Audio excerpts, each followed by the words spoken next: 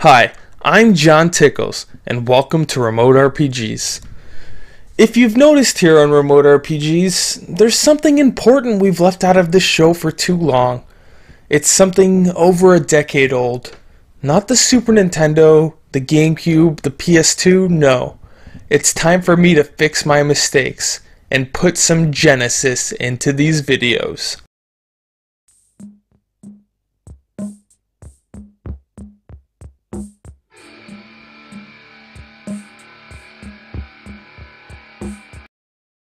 Feel it coming in the air. Oh Lord, and I've been waiting for this moment for all my life. Oh Lord, can you feel it coming in the air tonight? Oh Lord. Oh Lord. Let's just do that cool part. Yeah.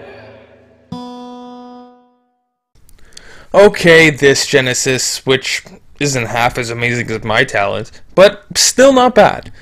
Today, we'll look at the Genesis's best impression of A Link to the Past, Crusade of Centy.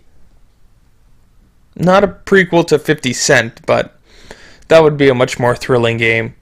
Crusade of Centy.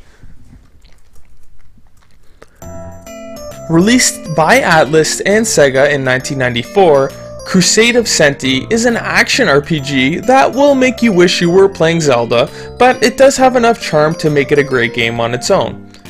The story of the game is as follows. There's a great evil in the land, and monsters are attacking. That's it. That's all. That's the story. This has to be one of the most generic of backstories. Like, Michael Bay would step in and say, guys, where's the character development?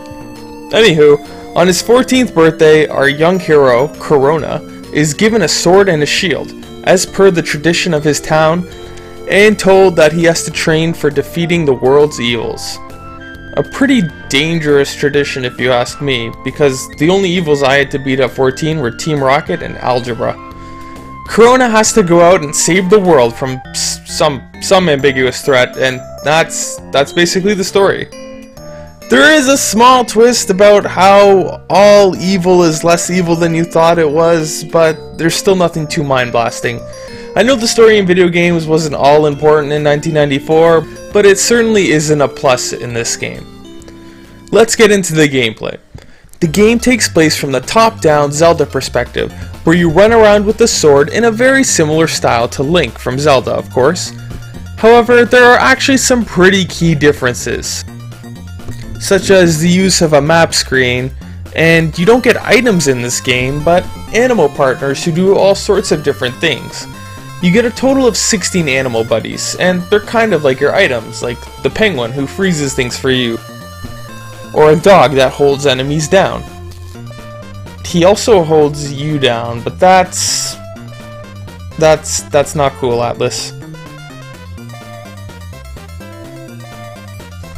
Another difference from Zelda is that you can learn to jump pretty early in this game, and you also get to throw your sword around like a boomerang instead of doing a spin attack. And this was pretty welcome because your regular sword swings are kind of terrible. First of all, for some reason, the hero's hand mysteriously disconnects from his body like Rayman, and he swings his sword kinda to the side of him. True, Link pulls out his sword from his side as well, but the difference is that he can actually cover what's in front of him consistently, and the hit detection is good. In this game, you can even miss an object if it's right beside your feet, and again, unlike Zelda, you can't get items by swinging your sword. You have to run into it. I know maybe this is unfair to compare this game to one of the best series of all time, and I'm not even complaining that this isn't Zelda, but that it just doesn't do the little things as well as Zelda, even in different ways. However, this game does do some interesting and pretty cool, good stuff. The gameplay is, well, varied. You have this nice, colorful world to explore, some secrets to find, though not that many, and some minigames that switch up the gameplay. Like this car racer game where you race against that cheetah. Use the blue shell, Corona, you idiot! Oh no, don't crash! Stop this crazy thing! Apply the handbrake, you dumb broad! The game also switches things up by forcing you to only be able to speak with non-humans for like the first half of the game, which was really creative. With this power, you could even understand Sarah Jessica Parker. The level design in this game isn't too inspired, but simple and fun enough to be entertaining. There aren't too many puzzles, and the ones they do have aren't too difficult or creative. However, the boss fights were actually pretty fun, both in how they look, but also how you beat the bosses, so that was welcome. Also, this game had a lot of silly, cheesy, funny moments, and I'd say that's one of the biggest pulls of the game, its charm. It's hard to describe charm, but this game is bright, colorful, welcoming, easy to play, and can be beaten in like less than 5 hours. It's not an epic quest full of frustrating, difficult, epic moments, but a leisurely game that won't drive you crazy, kind of like the Twisted Tales of Spike McFang. Unless you're one of those crazy speedrunners.